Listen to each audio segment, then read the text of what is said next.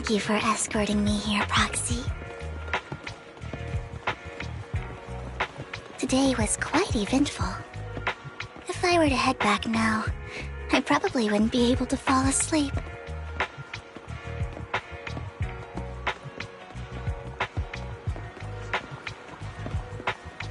You're a child that only brings misfortune.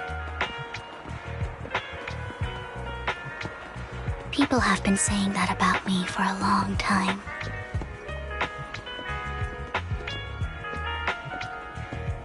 I used to feel hurt and resentful.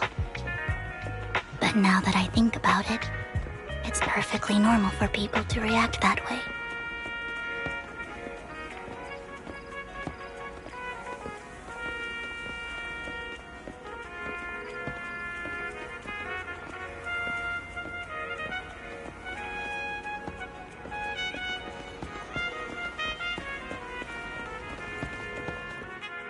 Why do I only predict suffering? If I could predict happy things, joyful things, would people like me a little more? Maybe fate truly is set in stone. Often, I want to help these people avoid their miserable fates.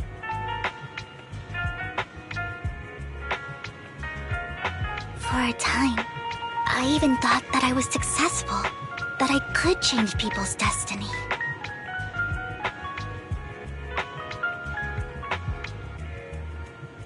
But it was all an illusion. In the end, I couldn't do anything at all.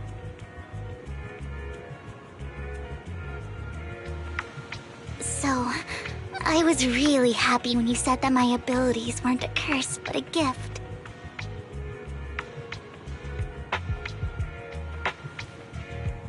Thank you, Proxy. I'm so glad to have met you. And you're also a fan of Lord Phaethon. It's like we were fated to meet.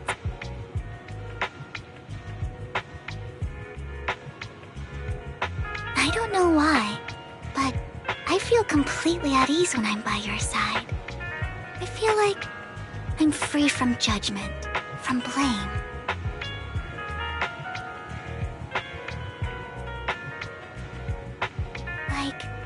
I don't need to worry about anything, and can just be my own true self.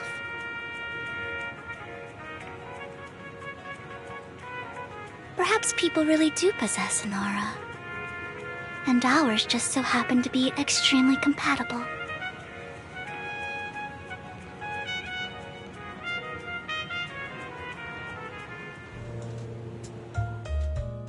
By the way, you asked me before about Hugo. I don't really know much about him. He rarely ever talks about his past. But judging from his eye colors, you can guess he's probably the bastard son of a renowned family. I think his mother was very worried about his different colored eyes, and even wanted to get rid of him at one point. But then his family offered a huge price and bought him off his mother for some reason. And just like that, he moved from a leaky and drafty boarding room to a luxurious mansion. But he's also mentioned that the extravagant home is actually like hell for him. I think it's probably because the family treats him terribly. I digress. He ran away and ended up meeting Lycon and his master. After that, they formed Mockingbird together and experienced a rare period of happiness. Until Lycon's betrayal.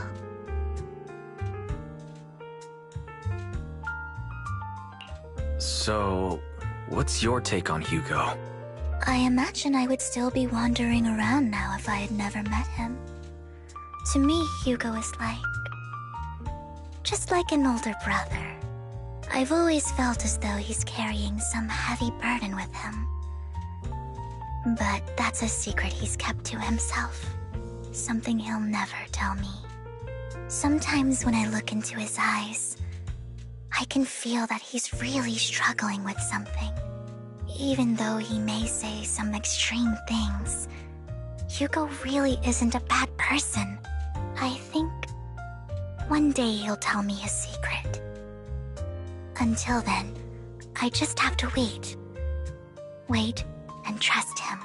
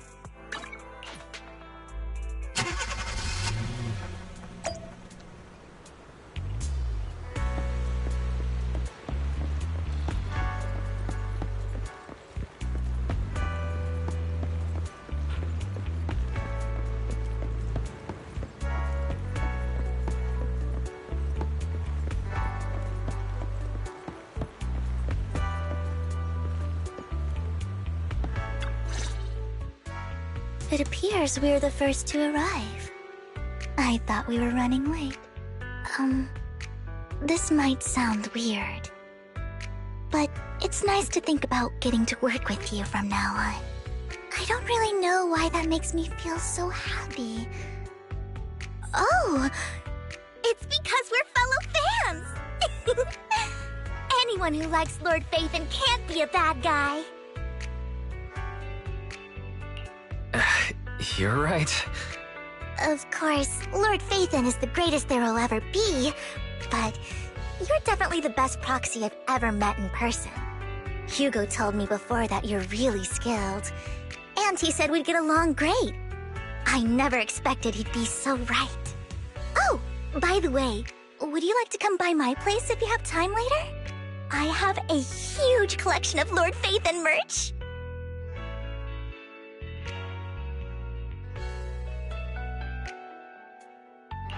Phaethon, Lord Phaethon doesn't have any merch out there, right? I mean, we don't even know what he looks like, for starters. It's all my own original merch. Like screenshots of old internet comments. I print them out and turn them into postcards. Plus the avatars Lord Phaethon's used, the music playlist they recommend. I've organized it all. I'd love to show it all to you if we get the chance.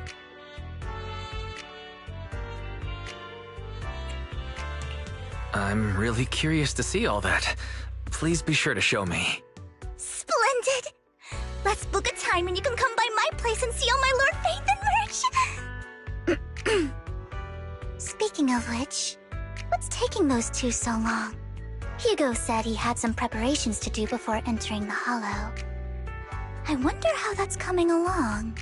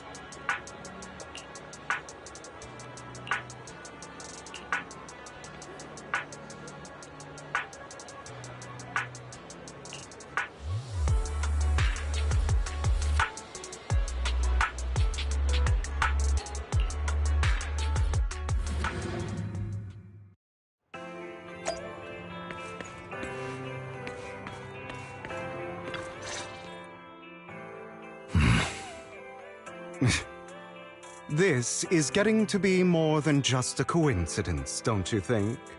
Or perhaps you are actually stalking me. If I was stalking you, you wouldn't ever know. Overconfident as always. You haven't changed at all. We just make it a habit to check the state of our weapons prior to combat. Thanks for that little reminder. I almost forgot. I didn't expect you to let me join. What else could I do? Master Proxy would have insisted on having you join us. I never expected for us to have a chance to enjoy some pleasant conversation like this, without our weapons drawn, that is. It really has been too long. I still remember when we first established Mockingbird. Indeed. That was a long time ago. Thankfully, Jack went in peace. He must have known about his condition for some time. He even left us with instructions. Passing peacefully in your sleep is the most natural way to go. I'm happy for him. By the way, Lycon, have you given it any thought yet? You mean about our guild for Phantom Thieves? Yeah. It's time for us to build an organization of our own. Jack always supported the idea, didn't he? I don't have any objections. But what should we call it then? How about Mockingbird? It's a bird known for mimicking the calls of others to blend in. The same way we don high society roles for ourselves when we're out on a mission. Oh, oops. I nearly forgot. You're a terrible actor, and you're always flubbing your lines. I guess we can rule out that name, then. No, call it Mockingbird. We're always just putting on an act, aren't we? I won't slip up on our next mission. Besides, we still ran missions together even when we didn't have a name. Having one now won't really make a difference. No. It does make a difference, Lycon. And I don't just want a name. I want Mockingbird to become a symbol, like the sword of Damocles hanging over everyone's heads, striking fear into the hearts of the rich and cruel whenever they hear the name. Just like Jack used to say, this world isn't fair. So that's why we have to influence it however we can, and change things in our own way. But on the basis of not causing harm to other people's lives. That's also what Jack used to say. You remember, don't you? Of course I remember. All right, I promise. That sounded pretty forced. Don't forget, things don't end well for people who break their oaths. I'm good for my word. You must trust your fellow companions. That's also something Jack would say. Well then, today's the day that Mockingbird will officially start flying.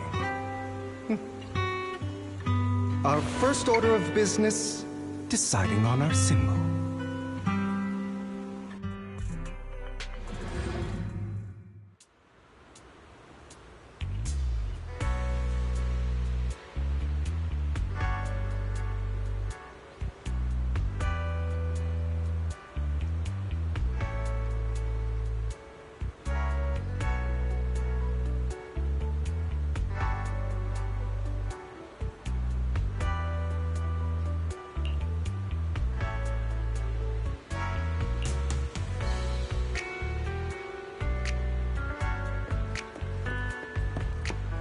Looks like we're all here. Hugo, you're late again. Do forgive me. Someone was pestering me and wasting my precious time.